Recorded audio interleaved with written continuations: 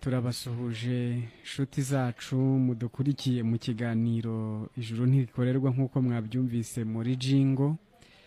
Hari uwavuze ngo nejejwe no kuba mu isi, nzi neza ko mfite ijuru, nzi neza ko mfite ubugingo buhoraho, nzi neza ko ndi intungane bishingiye ku rupfu, guhambwa no kuzuka bya Yesu Kristo.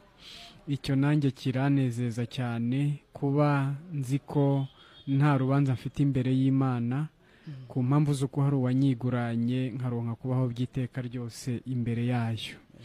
Inshuti zacu rero mudukurikira mu kiganiro ijuru ntirikorerwa, ayo niyo makuru meza tuba twabazaniye kugira ngo tuyasangire mu mwanya ungana n'isaha imwe yonyine. Mwigo mu uwo mwanya mudukurikire cyane ko iki kiganiro ijuru ntirikorerwa muraza kukigiramo uruhare mutanga n'ibitekerezo byanyu. Ubwo rero aho muri hose mu mpande enye z'igihugu cyacu cy'u Rwanda, aho Fine FM hose ibasha kugera, mwese turabasuhuje cyane, ariko tubasuhuje nanone mu izina ry'umwami wacu Yesu Kristo. Ntabwo nanone nabura gusuhuza bene data aho bari hose badukurikiye ndetse n'abazadukurikira, abagizwe intungane bidashingiye ku bikorwa byabo, ahubwo bishingiye ku cy'Imana yakoreye mwene muntu muri Yesu Kristo ku musaraba. Nk'uko n'ubundi mu Bakolosayi igice cya mbere ku murongo wa 22 havuga, haravuga ngo namwe abari baratandukanyijwe n'Imana kera, yiyungishije namwe cyangwa se natwe urupfu rw'umubiri we, kugira ngo idushyire imbere yayo turi abera, turi n'abaziranenge, tutagawa by'iteka ryose. Ubwo rero bene data tuba tuniringiye ko baba bari kudusabira kugira ngo ikiganiro ijuru ntirikorerwa gitambuke mu mbaraga z'umwuka wera, ariko nanone tunabashimira cyane ko kugira ngo iki kiganiro gitambuke, abera aho muri hose tuba tubashimira kuko hari uruhare rukomeye mugira kugira ngo kibashe gutambuka. Ubwo rero bene data, umuhate wanyu ntabwo ari ubusa nanone ku mwami wacu. Ntabwo muvandimwe nabura gusuhuza bavandimwe b'iburasirazuba hariya, hari mutagatifu bibi hariya Rukira, babazanya akaradiyo babwiranye bakurikiye ikiganiro. Bibi nabo muri kumwe mwese aho ngaho Rukira, turabasuhuje. Yatangiye nabi ariko yasoje neza, yasoje amenye ko ari intungane bishingiye ku rupfu, guhambwa no kuzuka bya Kristo Yesu. Ubwo rero mwese aho muri aho Rukira mugubwe neza bene data, kubera ko twarahiriwe ubwo Kristo Yesu yajyaga mu mwanya wacu, natwe tukajya mu mwanya we. Hakurya za Jarama hari ba Cyaremwe Gishya, hari ba Eliya, hari ba Misigaro, hari abandi ba mama bashima Imana bayishimira icyabereye ku musaraba, nabo turabasuhuje. Hepfo Gatsibo hari Damascene urabizi, hari na Jacqueline, mbese abari iburasirazuba bose babaye intungane ku bwa Kristo, n'abandi bari bubezo n'abazakomeza kubazo, mwese turabasuhuje. N'abandi bera bari mu zindi mpande zose muvandimwe ntitwabarondora, Imana yabyaye benshi cyane, nabo turabasuhuje. Ubwo rero ku batanzi, ndi mutagatifu Nzayino Frederic, utaritagatifuje ahubwo watagatifurijwe mu rupfu, guhambwa no kuzuka bya Kristo Yesu, nk'uko mu Banyaro mu mutwe wa 4 ku murongo wa 24 havuga. Aravuga ngo Kristo Yesu watangiwe ubunyacyaha bwacu, uwa 25 kuvuga ngo yazuriwe kugira ngo tugirwe intungane mu maso y'Imana. Ubwo niryo tangazo riri gutambuka mu Rwanda ndetse no mu isi, ko Kristo yazutse kugira ngo abamwizeye bose bagirwe intungane. Ubwo niba umuntu atari intungane mu mutima, amenye ko atari we yizeye, ariko birashoboka ko kuri uyu mugoroba abantu bamwizera nabo bakabohoka bakagubwa neza. Ubwo rero muvandimwe nawe rasuhuza abadukurikiye mu kiganiro kugira ngo tugendane twamenyanye nabo, amaze izina ry'Imana Data n'ubundi ari ryo rihabwa icyubahiro mu bintu byose. Karibu muvandimwe mu kiganiro. Urakoze cyane muvandimwe. Nanjye nshimiye Imana iduhaye kongera kuboneka no kuduha umwanya nk'uyu nguyu kugira ngo mu by'ukuri tubashe kubwira abakunzi ba radiyo Fine FM uburyo Imana yabagiriye neza. Nibyo rwose. Tubashe kubwira abakunzi b'ikiganiro ijuru ntirikorerwa urukundo rw'Imana, ingano yarwo. Yego. kuko twararwumvishe turanezerwa, twararumenye turishima, yego, Imana yararuduhishuriye, yewe navuga nti n'ibyaha byo mu buryo bw'ibigaragara birarangije, yego, kuko twabayeho igihe kirekire tunywa umuti udahura n'uburwayi dufite, bakaturangira imiti itari yo, tukisanga nyine n'ubundi dukomeje kuba abanyabyaha, yego, ndetse tugakomeza kubikora ku buryo nyine navuga nti no mu bantu ntabwo twari tubanye nabo neza. nibyo, Ariko Imana ihishuye ukuri, ihishuye Yezu Kristo wapfuye nyine agahambwa akazuka kugira ngo tugirwe intungane mu maso y'Imana, yego, tuba tubonye umuti mu by'ukuri uhura n'uburwayi twari dufite. amen, Navuga nti imitima yacu iranezerwa, imitima yacu irishima, navuga nti ubu nyine mfite ibyiringiro bifite ubugingo, amen, ubu nzi neza ko mfite umugabane mu ijuru, hashingiye ku gikorwa gikomeye cyane Yesu yakoze yego, cyo kwishyiraho ubunyacyaha bwanjye, ariko nanjye akampa gutungana kwe. amen, Navuga nti rero kuba atanzi nanjye ni Mutagatifu Irambona Nelson, nanjye ndabasuhuje, nsuhuje nanjye by'umwihariko abera aho bari hose, by'umwihariko nanjye nsuhuje abera bari Rwamagana, ndabizi ko baba badukurikiranye bari benshi cyane, ba Solange, yego, yewe nsuhuje abera bari Nyamasheke, yego, nsuhuje abera bari Huye, nyine mu mpande zose z'isi. yego, Urabizi rwose. ko si mu Rwanda gusa Imana yabyaye, ahubwo yabyaye ku isi hose. nibyo, Rero ndabasuhuje, amahoro ya Kristo akomeze kubana namwe nk'uko mwayagabanye muri we, yego, ariko nanabasuhuza inshuti z'ikiganiro nyine bataramenya uburyo umuntu nyine aba mu isi ari intungane, umuntu aba mu isi yera, yego, umuntu aba mu isi ari umukiranutsi, nanazirarikira cyane kugira ngo zirusheho gukurikirana ikiganiro Ijuru Ntirikorerwa, kugira ngo zirusheho kumva amakuru nyine meza aturuka mu ijuru y'uburyo Imana yashimye kugira umuntu umukiranutsi. nibyo rwose. Imana ishimwe muvandimwe. Vuza b'igisagara, nibuka ba Alexi, abo bene data mwese abatagatifu ari i Butare, Yego, turabahobeye mu izina ry'umwami wacu Yesu Kristo. amen, amen. Za Musanze hariya hari ba Jacques, nabo turabahobeye mu izina ry'umwami wacu Yesu Kristo. Yego, muvandimwe, tuje kubwira abadukurikira mu kiganiro ntirikorerwa amakuru meza nyine nk'uko mwabivuze, yego, y'uburyo Imana yagiriye muntu neza ikamukiza.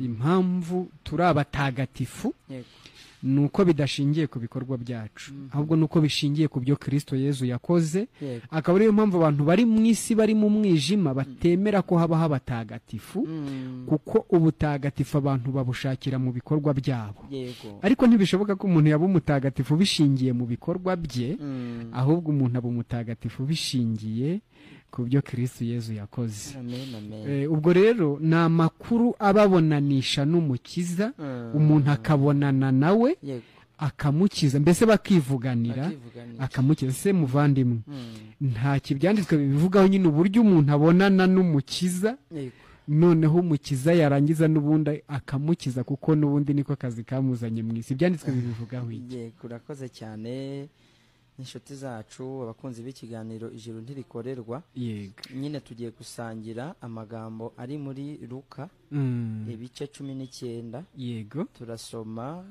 guhera ku murongo wa mbere tugeze kuri 6, yego, kugira ngo twumve nyine iki byanditswe bivuga ku iyo nkuru y'uburyo umuntu ahinduka umukiranutsi atabyigize, yego, ahubwo abigizwe n'Imana. mbese abonanye na karuhura n'umukiza. Yego, yego, Turihutisha, ubwo abadukurikiye nabo barafata Bibiliya zabo tugendane twihutisha.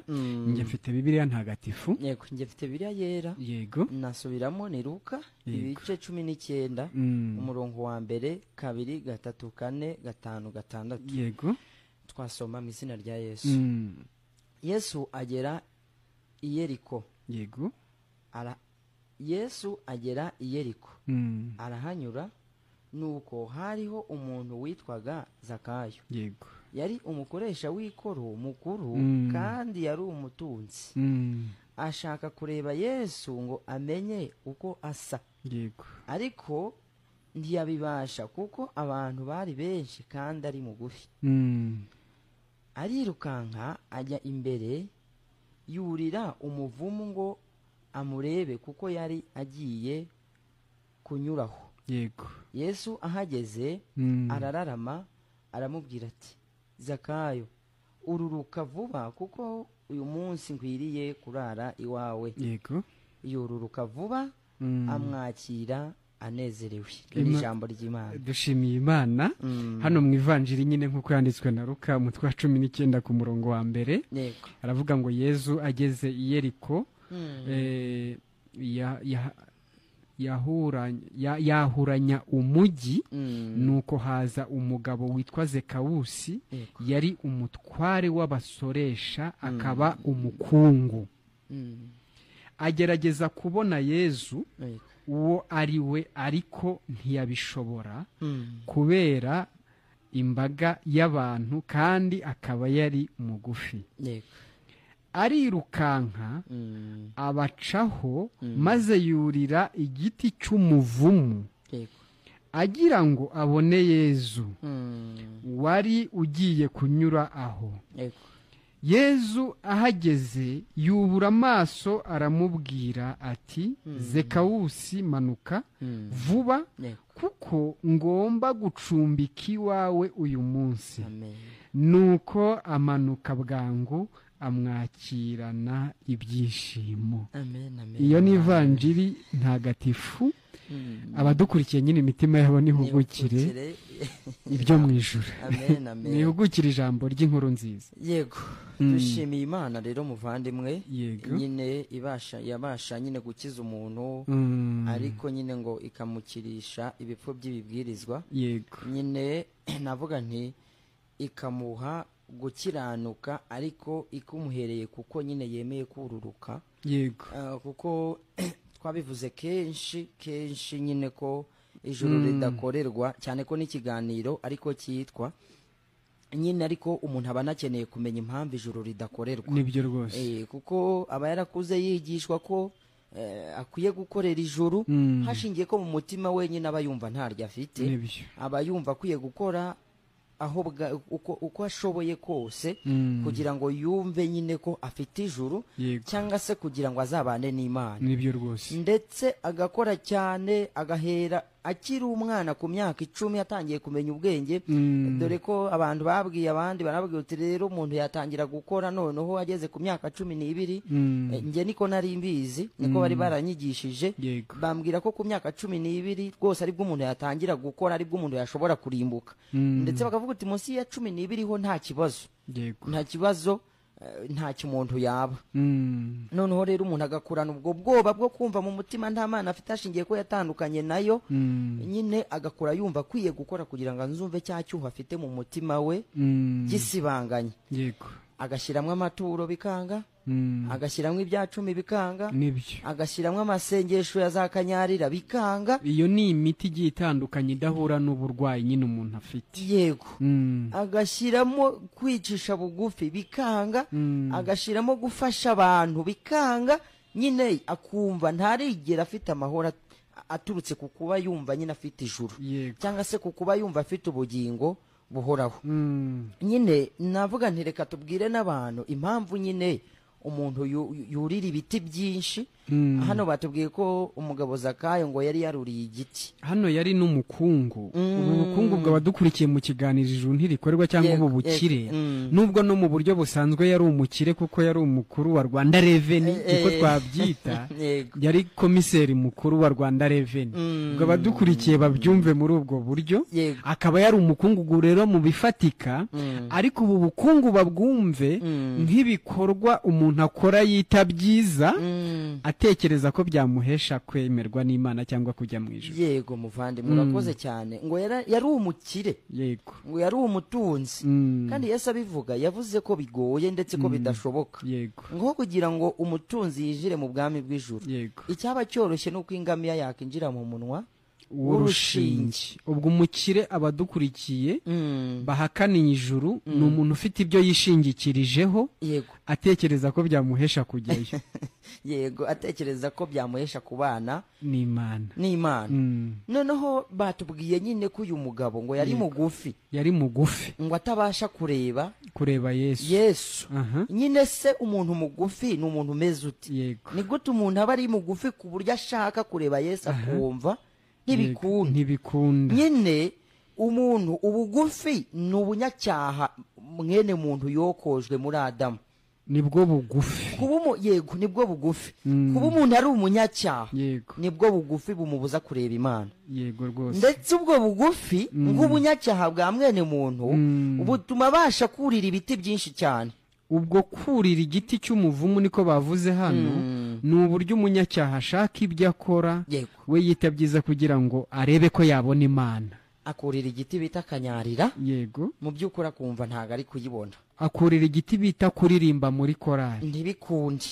akurira igiti bita kuba padiri cyangwa pasitori, ni ukuri akakomeza kumva nta mutima umwemeza ko yabana n'Imana. nibyo.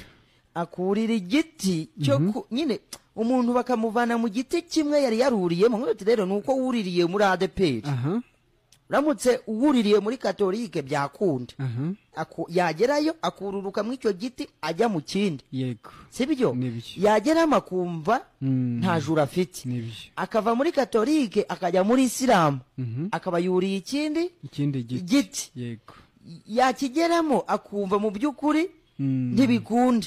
yewe akava muri Isilamu akajya muri Methodist, yego, nacyo akaba ni ikindi giti yuriye. noneho yagira ngo ati rero nuko utaragera mu ishami runaka, nuko utaraba umuhanuzi ujya uvuga mu ndimi, nicyo gituma wumva utari wabona ubugingo buhoraho. akurira iryo shama akumva nabwo ntabwo, akava muri iryo shama akajya mu rindi byitwa gutanga amaturo, yarigeramo akumva mu by'ukuri nta bugingo buhoraho afite. nyine twari turi kuvuga ko ibyo bintu byose umuntu abiterwa nuko ari mugufi. niyo mpamvu yurira ibiti byinshi cyane kugira ngo yumve ko yareba Imana, ariko bikarangira n'ubundi ntayabonye. nyine ubwo bugufi nibabwumva, babwumve nk'ubunyacyaha mwene muntu yanduye, ubunyacyaha bushingiye ku gicumuro cy'umukurambere Adamu. ubwo bivuze ngo umunyabyaha nta kintu na kimwe yakora kugira ngo abane n'Imana. nibyo rwose. icyo yakora cyose Imana ntiyacyemera, ntiyanakibona, yewe ko hashingiye ko muntu yabaye umunyacyaha kera, yabaye mugufi. amakosa yakozwe kera ntago umuntu yayakosora nonaha ngo bikunde. ubwo muvandimwe usobanuye ubugufi bwa Zakayo. abadukurikiye bumvise neza ko atari ubugufi nka bumwe tuzi mu Kinyarwanda kigiye bavuga ko ngo ari ababana n'ubumuga.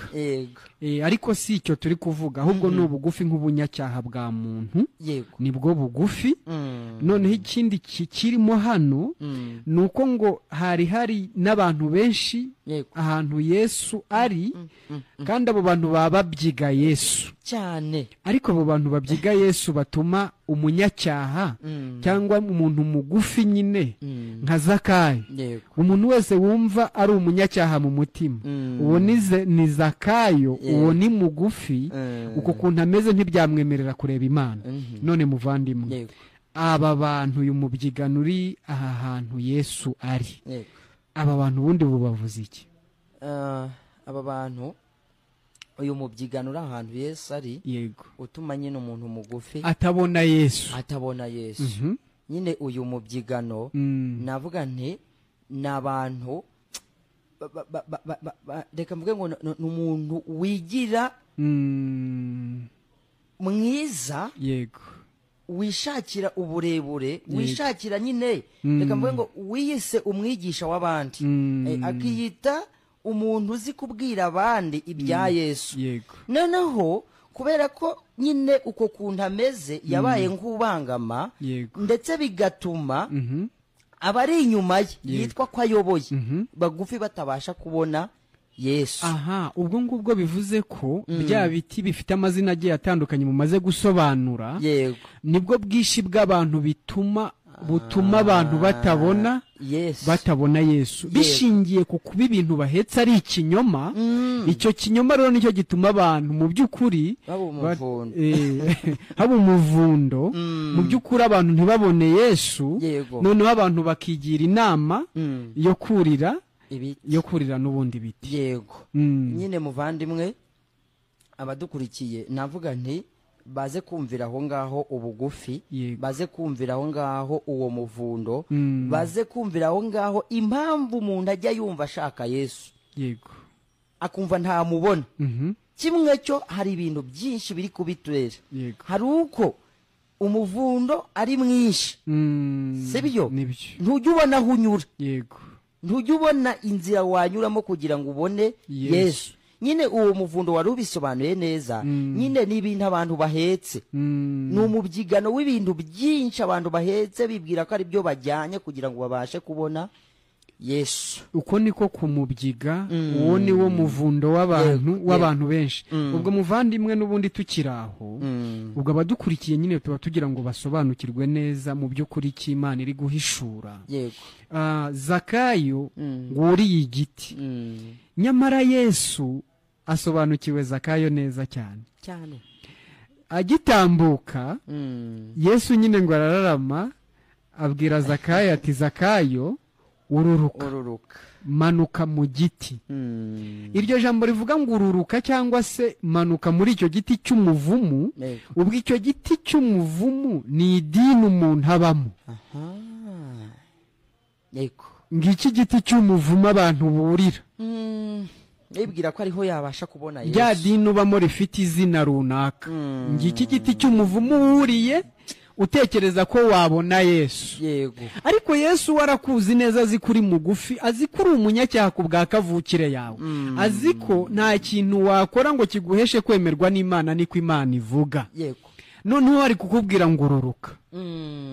Ari kuvuga ngo ibintu byose wari wishingikirijeho, ibyo wakoze n'ibyo utakoze, wita byiza utekereza ko byaguhesha kwegera Imana. Yego. Shyira hasi. Icyo nicyo bisobanura kururuka. Yego.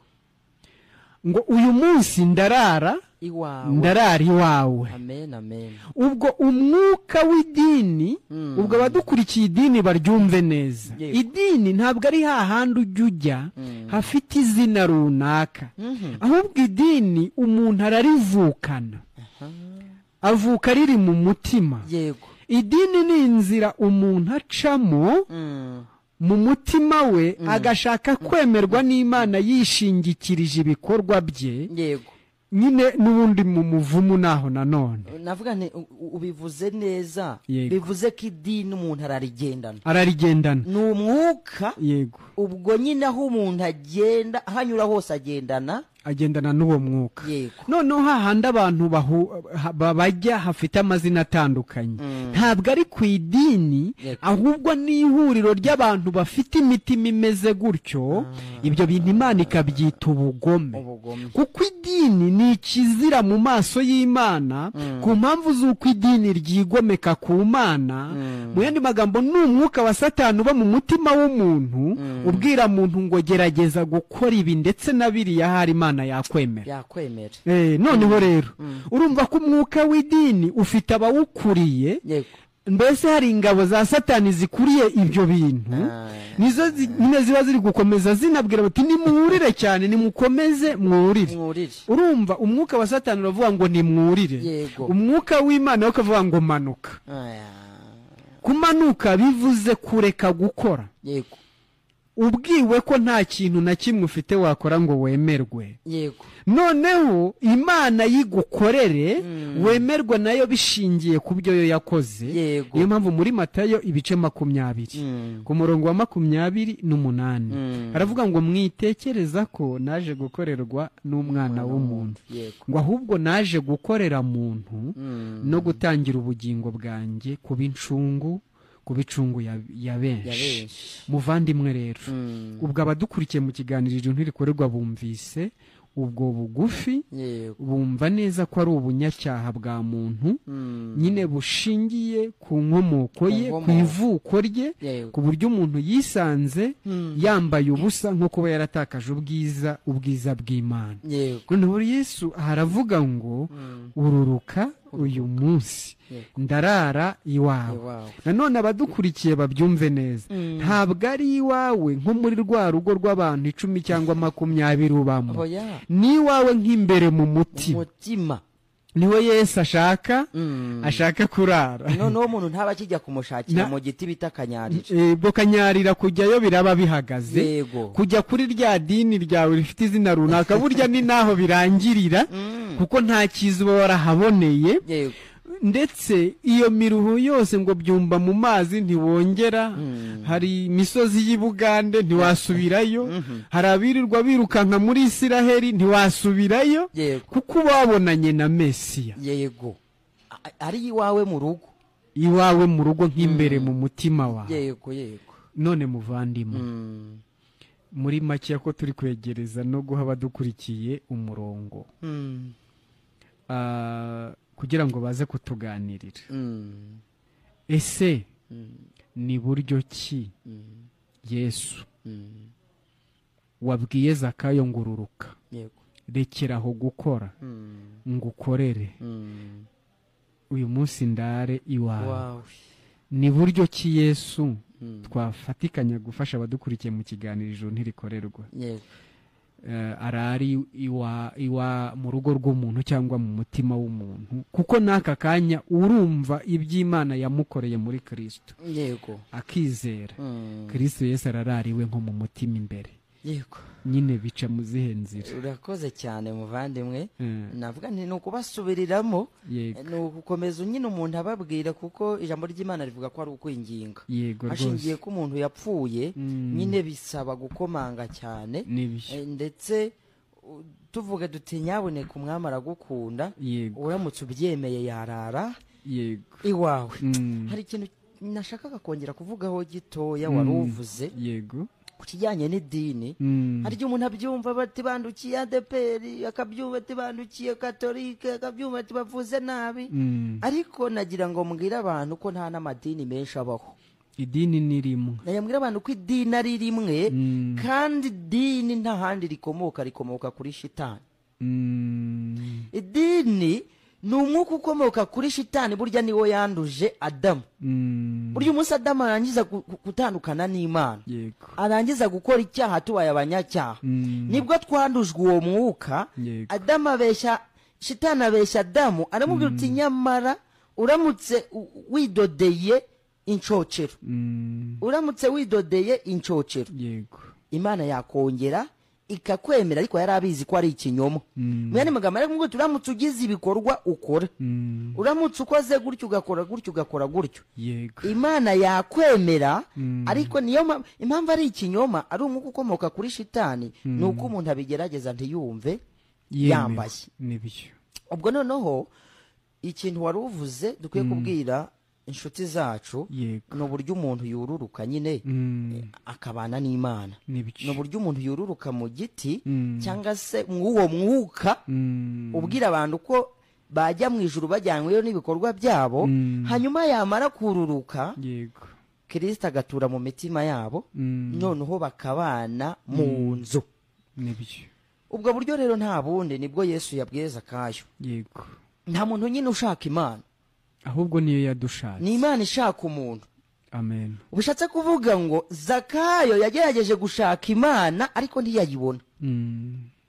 Ahubwo Imana yo iba yarangije kubona Zakayo kare. Iramuzi. Navuga nti Imana nawe yakubonye mu giti wari urimo. Imana yakubonye mu bikorwa wari urimo, wumva ko ari byo byakujyana mu ijuru. Icyo biguzanira n'umuruho gusa. N'umuruho iraguhakaniye rero, kuko gukora kwa muntu kurazira mu maso y'Imana. Yego. Yesu ari guhakanira abantu bafite mwene uwo mwuka. Ari kuvuga uti rero nimurekeraho. Yego. Nimururuke. Kururuka ni ukurekeraho gukora ibintu wumva ko ari byo byakujyana mu ijuru. Mwene magambo ni ukwivaho. Nibyo rwose. Ni ukumva ko nta kintu wowe ushoboye hashingiye ko uri mubi.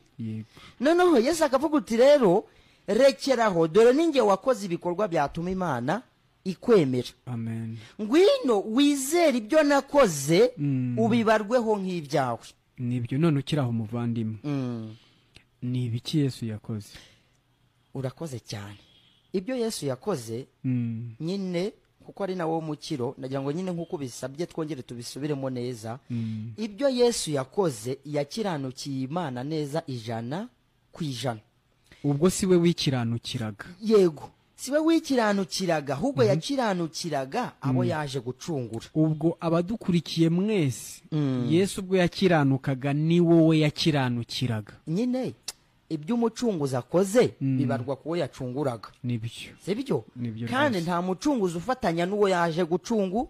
gucungura bisaba nyine ko umuntu yumva ko nta gikorwa na kimwe cye, ibikorwa bye by'umuntu ni zeru imbere y'Imana. ubwo abantu si abafatanyabikorwa n'Imana ahubwo ni abagenerwa bikorwa. Urakoze cyane muvandimwe. nyine twarimo turi kubwira abantu inkuru nziza Yego. ko Yesu yavuye mu ijuru azaje kuri misiyo yo gukora icyo Imana ishaka kuri mwene muntu. Yego. icyo Imana yabuze kuri mwene muntu yohereza Yesu nk'umucunguzi w'abantu. Yego. aravuga uti ngenda unkorera ibyo nasabaga mwene muntu, nubikora neza ndemera kubana nawe. none se muvandimwe kumaze kutubwira ko ikijyanye no gukiranuka ko yakiranukiye mwene muntu ku gato no ku kanini, Yego. akamubonera gukiranuka kuzuye kungana n'uko Imana yashakaga. none ko umuntu yabonewe gukiranuka Yego. ariko hakaba hasigaye ikibazo cy'uko umuntu ari mugufi Eh. cyangwa se ari umunyacyaha ku bwa kavukire yo kwa Adamu. ibijyanye n'ubwo bunyacyaha bwo abadukurikiye babyumva gute? burajya hehe? Yego. umuntu ni mugufi, yego, ni umunyacyaha. ikimenyetso ni uko ajya anabikora. nibyo sibyo kuba umuntu ajya yibonaho icyaha kimwe ni ikimenyetso cy'uko ari umunyabyaha. kandi babyumve neza ko turi kubona ko icyaha ari kavukire. Yego. nk'uko n'ubundi Yesu muri 19 muri Matayo nako 15 umurongo wa 19 Yego. yavuze ngo mu mutima w'umuntu nimwe ibibi byose biba, nimwe uburozi buba, nimwe ubujura buba, nimwe ubusambanyi buba. mu yandi magambo umutima w'umuntu ni uruganda rw'ibibi byose, aho biva bikagera rucura ku manywa na nijoro rushyira muri depo ibisohotse inyuma n'isampo y'ibiri imbere mu mutima. Yego. none se muvandimwe, n'ubundi ifasha abadukurikiye, Yego. ubwo bunyacyaha babwira iherezo ryabwo, kuko bugomba kubonerwa igihano, kuko igihembo cy'icyaha ni urupfu. nagiraga nyine ngo babanze babwumve neza. ari igihe umuntu twakoze batubwira umuryo umuntu aba umunyacyaha ari ubwo arangije kugikora, ndetse bakatubwira umuti rero kugira ngo umuntu adakomeza kuba umunyacyaha ni ukubivuga. ariko nagira ngo mbwire abantu nyine ubwo bugufi ingano yabwo. Yego. ubwo bunyacyaha bw'umuntu ingano yabwo.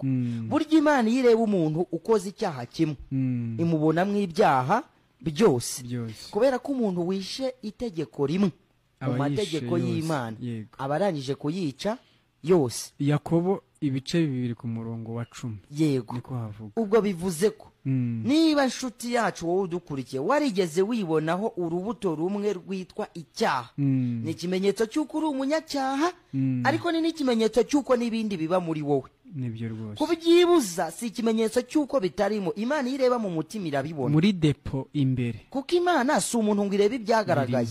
Yego. iyo ireba ibiri imbere mu mutima. ubu natanga urugero. nk'ubu mfite umusatsi, ariko ubu mwogoshesheje si ikimenyetso cy'uko umusatsi utaba muri njye. ikibazo si umusatsi, ahubwo ikibazo ni uko muri we harimo umusemburo ushinzwe kumeza umusatsi. ni gutyo umuntu ameze. n'icyaha niko kimeze imbere mu muntu. ubwo kubivuga si ukubikira. nibyo. kubivuga ubisubiramo si ukubikira. navuga ahubwo kubivuga ni uguha umwanya ibindi kugira ngo bibone aho bijya. nuko biteye. noneho rero narindi warubajije ikibazo cyiza, uravuga uti noneho ibyo bintu uko Yesu yaboneye abantu gukiranuka kuzuye 100%, hasigara ikibazo cy'uko umuntu ari umunyacyaha. noneho basi ibyo bintu byo biraherera. Yego. nyine Yesu ni umucunguzi w'abari mu isi, ntiyaje kugira ngo akore acungure umuntu igice, ahubwo yaje gucungura umuntu mu buryo bwuzuye. ubwo yagombaga kumukiranukira, ariko akajya no mu gihano cy'ibyaha. ubwo ubwiye abadukurikiye mu kiganiro ijuru ntirikorerwa ko Yesu amaze kubonera abantu gukiranuka. Yego. yanishyizemo ubunyacyaha bwa muntu bwose aho buva bukagera. niko kuri. none se ubwo ushatse kutubwira ko nyine ikigiye gukurikizwa ari ubutabera bw'Imana, kuko igihembo cy'icyaha ni urupfu. ngaho tubwire kuri ubwo butabera muvandimwe. ubutabera bw'Imana nyine ntabwo Imana ijya yuvuguruza. Yego. Yari yabwiye Adamu ko nakora icyaha no gupfa azapfa nta kabuza. Yego. Imana rero si umuntu ngo yivuguruze. Mm. ni ukuvuga ngo yagombaga nyine gusoza ibyo yavuze. Yego. ntabwo igikunda umunyabyaha yagombaga Mm. kumuhana. Nibyo. Yesu rero amaje kubona ibyo bintu, amaje gutunganira Imana, ni umwenda wo gukiranuka yaraboneye mwene muntu. Yego. Ariko nk'uko wari ubivuze, mwene muntu agasigarana ikibazo cy'uko ari umunyacyaha. Yesu afata ubwo bunyacyaha, Yego. aravuga uti rero mbubwo bunyacyaha Yego. bumpe mbwishyireho kuko naje kugucungura. Yego. nakire n'igihano cy'umunyacyaha kuko igihembo cy'ibyaha Ari urupfu. ari urupfu. Mm. Imana rero imajije kubaraho Kristo ibyo byaha byacu hashingiye ko nyine yarayemeye nawe kubibarwaho. Yego. Imana ubundi hano umunyabyaha iramuhana itamubabariye. ariko ubwo abadukurikiye bumve neza ko Imana yaduhaniye muri muri Kristo. ubwo nyine Imana yafashe ishimwe. ngewe Nelson w'umunyabyaha, Yego. aranyambara, aravuga uti nta kundi nyine. Yego. Imana ibibonye umunyabyaha sasa, iravuga uti nta kundi, Mm. icyo ngomba gukora ni ubutabera nk'uko wari ubivuze. Yego. umunyabyaha yagombaga guhanwa. niyo mpamvu nyine Yesaya yabihanura yavuze ngo yashenjaguriwe Yego. ibicumuro byacu. Nibyo. mu by'ukuri nyine narindi kubwira abadukurikiye ko ibyaha nabyo Yesu yabyishyizeho, arangije kubyishyiraho yakira n'igihano cyabyo. Yego. noneho haravuga uti ubu noneho basi birarangiye. ni ukuvuga ngo icyari kirangiye se n'iki? icyari kirangiye ni uko Imana yari ihannye umunyacyaha, Yego. ikabira mwibagiwe burundu. Nibyo rwose. ari nayo makuru twari turi kubwira abantu. Yego. twari turi kubwira abantu ko umuntu wabo wa kera Imana yamuhaniye muri Kristo Yesu. Yego. niyo mpamvu mu Baheburayo ibice 10:17 Yego. yaravuze ngo ibyaha byabo n'ubugome bwabo sinzabyibuka ukundi. Yego. Imana si uko yibagirwa, si no kubyirengagiza, ahubwo nuko yari imaze kubihanira. Yabihaniye Kristo. ntago yishyuza kabiri rero ngo ikomeze yibuke umwenda, kandi yarawishyuje Yesu Kristo. Igihano rero cyararangiye. ubwo abadukurikiye mu kiganiro Ijuru Ntirikorerwa nibishime kandi banezerwe ku mpamvu z'uko Yesu yahanwe igihano cyacu cyabo.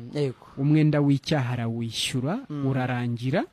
ni nako ibyanditswe n'ubundi bivuga nko mu Baroma ibice 6 ku murongo wa 6 haravuga ngo iki nicyo mukwiriye kumenya, nuko umuntu wacu wa kera yapfiriye muri Kristo Yesu. ubwo bumvise neza ko ubwo Yesu yabambwaga burya twabambanywe nawe. apfuye dupfira muri we, ahambwe turahambanwa. Imana iba yibagiye umuntu wa kera. niyo mpamvu umuririmbyi abishurirwa yavuze ngo dore urukundo rwatumye amfira. Yego. ibyaha byanjye abihamba mumva. maze ngo arazuka mpuzana se ndi umuziranenge. Yego. urumva ko igikorwa cyo kuduhuza n'Imana nacyo cyararangiye. mu guhambwa umuntu wa kera Imana yari imwibagiwe nyine ngo ibyaha byabo n'ubugome bwabo sinzabyibuka, ngo ibyo bibabariwe ntihakiriho kongera gutamba ibitambo by'ibyaha. penetesiya oya, ni ikinyoma cya Satani. pirigatori oya, ntabwo ibaho. gahunda yatubibwiranaho mu twumba hirya no hino ni ikinyoma icyo ngicyo. ntabwo uwo nguwo ari umuti uhura n'indwara ufite, ahubwo umviriza neza ko mu guhambwa Imana yibagiwe umuntu wawe wa kera. mu kuzuka Imana yaremye undi wowe mushya, arazuka aguhuza n'Imana. iyo niyo nkuru nziza.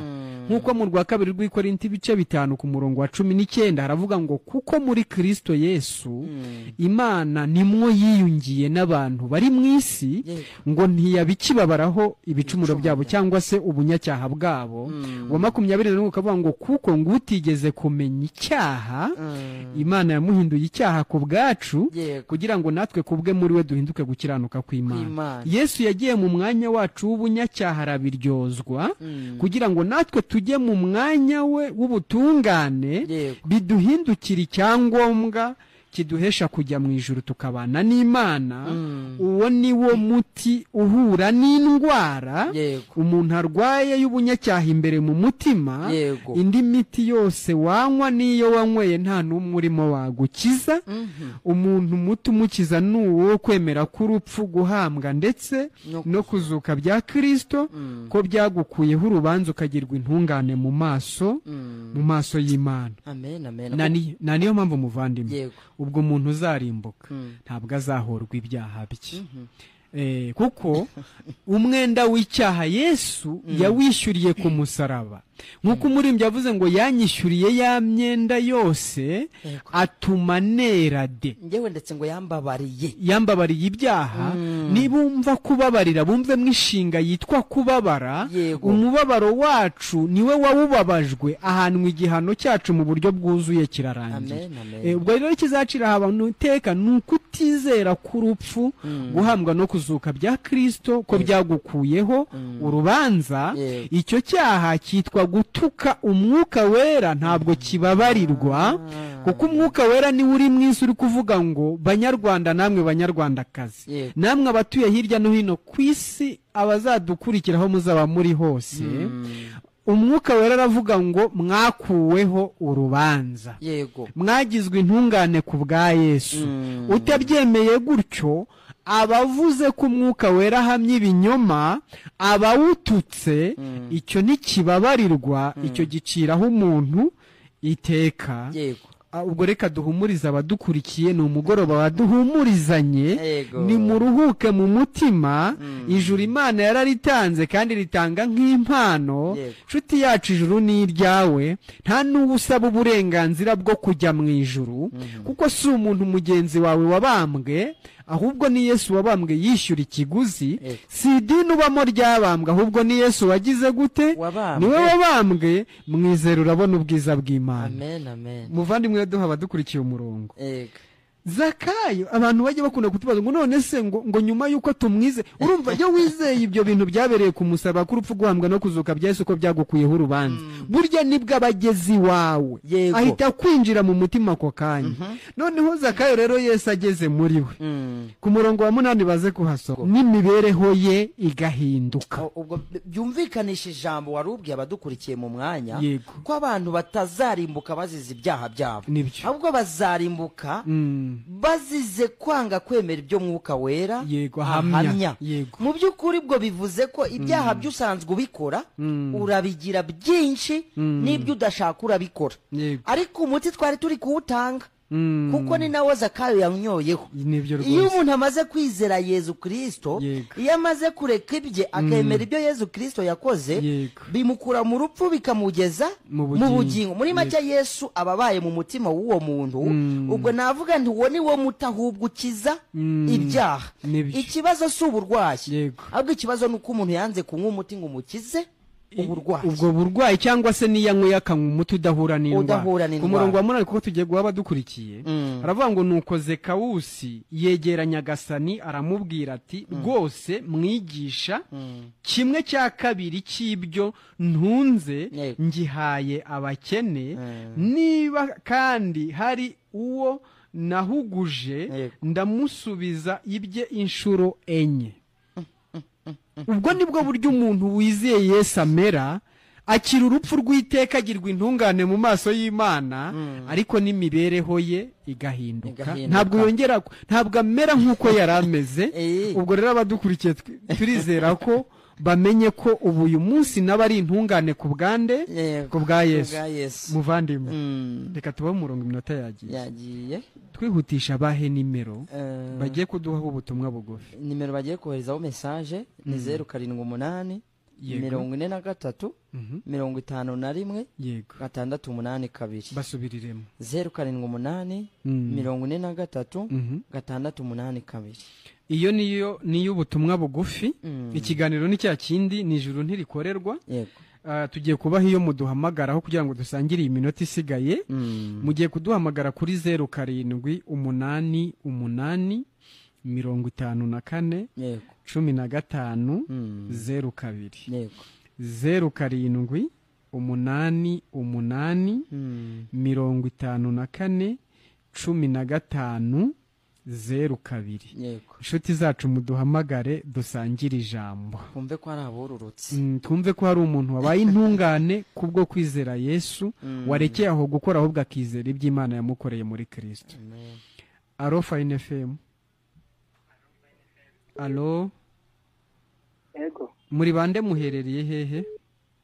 nitwa Vincent Nyumva nabamerereye i Muhanga muri Rongi.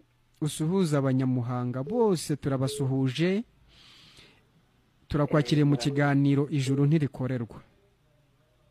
Nanjye nacyakiriye kandi nacyakiriye neza kandi cyamfashije cyane. Wumvise ubugufi ko ari ubunyacyaha umuntu avukana?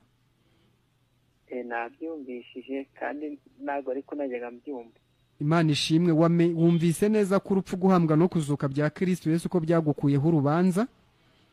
Nabyumvishije kandi numvishije ko yuko twebwe atari twebwe dukorera Kristo, ahubwo yadukoreye, ahubwo icyo dusabwa ni ukumwemera, ni ukwizera icyo we yakoze. ni ukwizera. Ubundi inkuru mbi iravuga ngo kora ibi cyangwa biriya kugira ngo wemerwe, nawe inkuru nziza yo si kwivuga, ahubwo yiravuga ngo byarakozwe. byemere bibi byawe. Ijuru rero ni iryawe ariko ku bwa Kristo Yesu inshuti yacu. Kandi mwakoze. Yego, ngaho nawe urakoze. Reka twakire n'abandi. Murakoze. Yego, ubwa neza rwose. Yego. Mwakire n'uyu. Fine FM. Alo, alo, ninde uhereraga nahe? Mugabanye radio. Mwiriwe neza. Mwiriwe. Amahoro. Amahoro meza. Ninde uhereraga nahe? Nitwa Nzabirinda 6 Bermereye Muhanga. Yego, Muhanga. Twakunze ikiganiro cyanyu. Mwagikunze? Twakunze ikiganiro cyanyu. Murakoze cyane. Mwumvise mwiki? Tumenye neza yuko twebwe tutashatse Imana, ahubwo ariyo yadushatse. Kandi ikadukiza muri Kristo, kuko yo ubwayo ni urukundo. Kandi ikadukiza muri Kristo. Ikindi menye neza nuko biriya bintu bya penitensiya cyangwa bya purigatori ntabwo bibaho. Ibyo bintu ni ibinyoma. Umunyabyaha se abasha gukiza undi munyabyaha? nanjye ubwo ngubwo mba nibaza, umuntu wihanisha abandi we nta byaha akora. Nyine aba ari umunyabyaha uri kuvugana n'umunyabyaha, baba bari gusigana umwanda. Ni ukwizera Kristo ugakira, kuko niwe wahaniwe ubunyacyaha bwawe. Yego. Ijuru ni iryawe inshuti yacu. Imana ibamera umugisha cyane rero, kandi turabukunda. Ngaho gubwa neza, komeze wishimire ko yamennye amaraso ye tugakurwaho urubanza. Murakoze cyane. Murakoze cyane. Damascene. Damascene. Yego, amahoro. Amahoro muvandimwe. Mukomere cyane. Dukomerane mu mwami wacu. Nuko nanjye ndashima Nyagasani. Yego. Koko nanjye nari mu bushorishori narahanamye kure. Wari waruriye igiti? Nari naruriye igiti ni mu bushorishori hejuru. Ariko Imana ishimwe ko numvise ijwi ry'umukiza. Ahubwo ati manuka, rekeraho ubugome bwabaye bwinshi, ariko bwose ngiye kubwishyiraho mbuhanirwe ubumwere ku Mana. Rwose. Ukuri murakoze gutangaza iyo nkuru nziza. Yemwe urumva nyine abera mwese namwe muba mubifitemo uruhare, kuko muba muri no kudusabira. Tuba dufatikanyije kuyitangaza muvandimwe. Nukuri rwose. Jacqueline wongere umusuhuze n'abera bari Gatsibo, bari mu Mutara, hose bagubwe neza. Yego ndabumva. Yego muvandimwe Jacqueline. Nanjye narururutse. Oya rwose, Yesu yaraye iwawe kandi uburanezerewe, uri intungane kubwe. Cyane rwose naramukinguriye. Imana ishimwe rero bavandimwe bacu. Yego musuhuze n'abandi. Ye bari kukumva rwose, bakwikirije bene data. Yego. Murakoze cyane. Mwakire n'uyu. Fine FM. Alo. Ninde uhereye agana wongera ijwi? Alo. Ongera ijwi. Alo Fine FM. Muri bande muherereye hehe? Mu Gatsata. Ongera ijwi tubwire nyine icyo wumvishe mu kiganiro ijuru ntirikorerwa. Numvise ko arangije kubabarirwa ibyaha. Umubabaro wawe Yesu yarawubabaje, nk'uko Yesu yavuze ngo igihano kiduhesha amahoro cyari kuri we. ngo Uwiteka yaramubabaje ngo yaramusyonyoye rwose ngo ubw'ubugingo bwe bwitambyeho igitambo gikuraho ubunyacyaha bwawe bwose. Ijuru ni iryawe, ruhukira mu mahoro. Uko niko kuruhukira mu mahoro, nshuti yacu. Nta kindi gihesha gukiranuka mu mwisi ndetse mu mwijuru kireka kwizera ko wogejwe n'amaraso ya Yesu. Murakoze. Akira n'uyu. Fine FM, alo. Ninde uhereye agana he? Yesu nashimwe. Ahimbazwe. Iteka rero. Yego, turakwishimiye. Nani ndabishimiye, nezerejwe n'inyigisho zanyu. Yego, murakoze cyane. Wumvishe ko ijuru ari iryawe ku bwa Kristo? Yego. Nta n'ubusaba uburenganzira bwo kujya mu ijuru rwose. Ikintu kinejeje. Yego. Nuko Yesu yambaye umwambaro w'ibyaha byacu. Yego. Nuko Yesu yambaye umwambaro w'ibyaha byacu. Yego. Kugira ngo aduhuze na Data. Yiyambuye ikanzu ye y'ubutungane arayikwambika wowe. Asigara yambaye ubusa nk'ubunyacyaha bwawe bumujyana mu gihano wari ukwiriye. Ni Yesu wari ku musaraba yambaye ubusa nk'uko umwana ava mu nda ya mama wameze. Yesu w'amadini we yari ku musaraba yambaye urubindo, uwo nguwo ntabwo akiza abantu. Noneho rero umenye ko yari ku musaraba yambaye ububi bwawe bwose, burya nawe uhita uba intungane mu mutima, wumva nyine mwaraguranye. Ngaho rero gubwa neza. Abari Kagugu mwese turabasuhuje.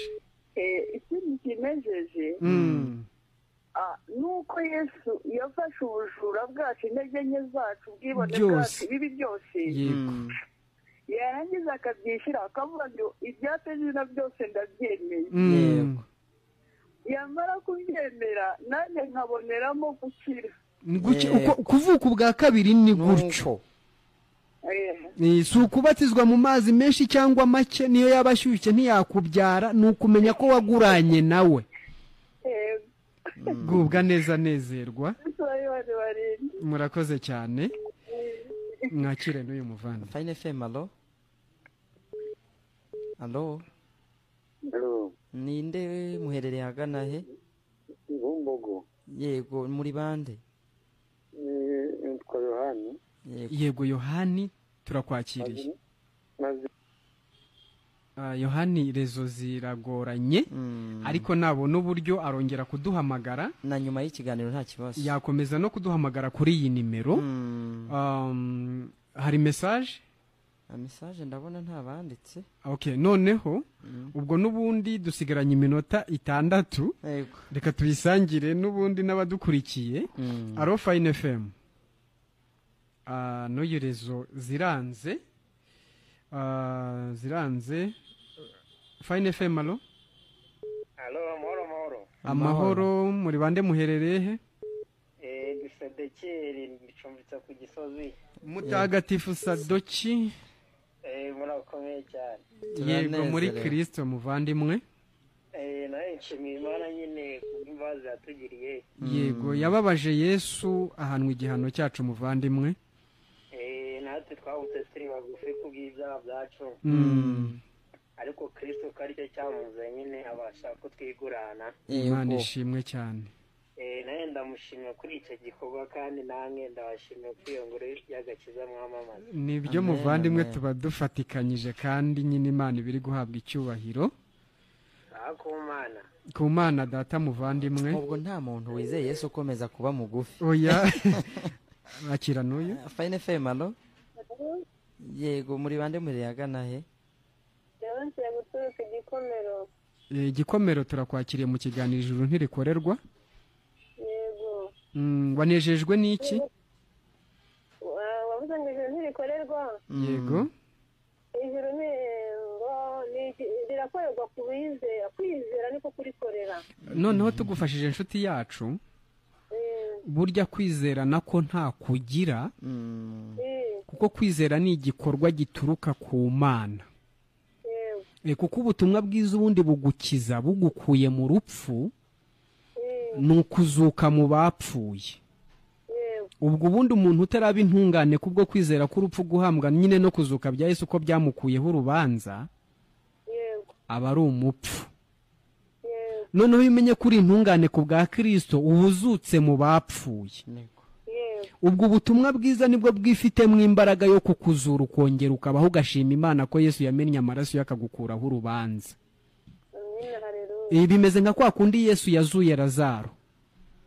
Lazaro yari yarapfuye baranashyinguye yaranaboze yarajemo n'inyo. Yesu avuga n'ijwi rirenga ngo Lazaro va mu gituro. N'ijambo ry'ubutumwa bwiza ubu riri kuvugwa mu kiganiro ntirikorerwa, n'ijwi rirenga naryo riri kubwira abantu ngo nibaveyo. Yego. Iryo rero niyo mbaraga Imana ikoresha ikazura umuntu akongera akabaho. Urumva ko rero nta ruhare rwawe ruzamo, ahubwo n'ubundi nyine ni urukundo Imana yakunze abantu rutangaje biyitera kubakiza muri Kristo. Ijuru rero ni iryawe ku bwa Yesu. Ahubwo burya iyo utsinzwe mu mutima uhita utsindishirizwa nyine kwizera niho kubonekera. Ubwo iyo uri kumva ko hari icyo wakora ukajya mu ijuru, burya uba utaratsindwa ntiwabona rero kwizera. Uba ukiyizeye. Wowe ubwawe uba ukiyizeye. Bisaba ko rero witakariza icyizere. Ukizera Yesu noneho wakoze ibyo Imana ishaka. Ibyo yakoze ni we yabikoreraga, kubyemera biguhesha uburenganzira bwo kubibarwaho ukabubonye ijuru. Rara mu ijuru mubyeyi wacu. Sibyo? Yesu yakwishyuriye umwenda w'icyaha. No mu buryo busanzwe ubaye wari urimo umwenda nka banki uremereye utabonera ubwishyu, hakaboneka umugiraneza akakwishyurira, bakakubwira ngo sinya ko wishyuriye ntiwakomeza kuba mu umwenda. Ni nako Yesu yamennye amaraso ye kugira ngo yishyure umwenda w'ubunyacyaha bwawe. Ubwo rero nta mwenda urimo kuko yarakwishyuriye kandi birarangira byiteka. Twabonye ko aho ngaho ari no hahisha imbaraga ihindura imibereho y'umuntu, kuko ngo Zakayo ngo amugezemo ngo yaravuze ngo nabo yambuye arabakubira, ariko twabonye ko ari uburyo umuntu imibereho ihinduka nyine akagira imibereho iboneye itsinda, ariko n'ubundi ari Kristo utsindiye mu mibereho y'ubuzima bwe bwa buri munsi.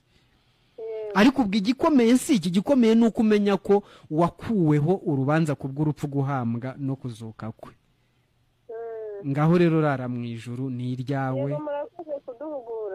Yagubwa neza, ijuru ni iryawe ku bwa Yesu. Shyira umutima mu nda, ntihazigire umuntu wongera kugukanga ngo akubeshye. Ntabwo ari umuntu wabambwa, ahubwo ni Yesu wabambwa amena amaraso ye ku bwawe nanjye.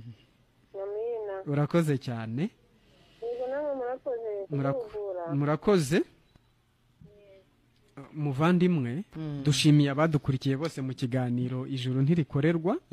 Abandi bashobora gukomeza kudukurikira kuri YouTube channel yacu ijuru ntirikorerwa TV. Aho barahasanga bene data benshi cyane, noneho bakomeze kwiyumvira ijambo ry'ubutumwa bwiza. Aha uyu amahirwe wa nyuma. Fine femalo. Ninde uhiriyagana he nyarutse iminota yagiye. Shimwe ahimbaswe. Ninde murimo gukora mu gihe gikwiriye. Murakoze cyane. Imana ibongera imbaraga n'ukuri rwose. Ibyo bintu nyine Imana yaranabikoze kandi izakomeza no kubikora. Urinde uherereye he? Ngewe nitwa Ruhakana John, ni Kimihurura. Yego John. Icyo nsanga tugira cyane. Yego. Nk'abajya hariya kandi kugira ngo ureke gusobanukirwa izo nzira zose mwavuze. Nuko tujya hariya hitwa mu idini twarangije kwimenya. Wenda John, idini twabonye ko iba mu mutima w'umuntu no gukira ni mu mutima. Yego nibyo navuga. Urumva rero ubutumwa bwiza bukura umuntu mu rupfu bumujyana mu bugingo buhoraho, bumukura mu idini bukamujyana muri Kristo. Ntabwo uburyo ubutumwa bwiza bukura umuntu mu idini bumujyana mu rindi. Ariko ikiriho cyane cy'ingenzi burya nuko tubijyamo twabanje kwimenya abo turi bo. Ntacyo ubwo twaza no gukomeza kuganira, ariko uwakijijwe umuntu wamenye ko yakuye urubanza ntanasubirayo kuko nta n'ikiza aba yarahabonye. Murakoze cyane, naho ubutaha nshuti zacu. Isezera abadukurikiye. Nanjye nkomeje kubifuriza kugubwa neza ndetse no kwizera umwami Yesu, mukibera mu ijuru munezerewe mubanye n'Imana. Imana ishimwe cyane.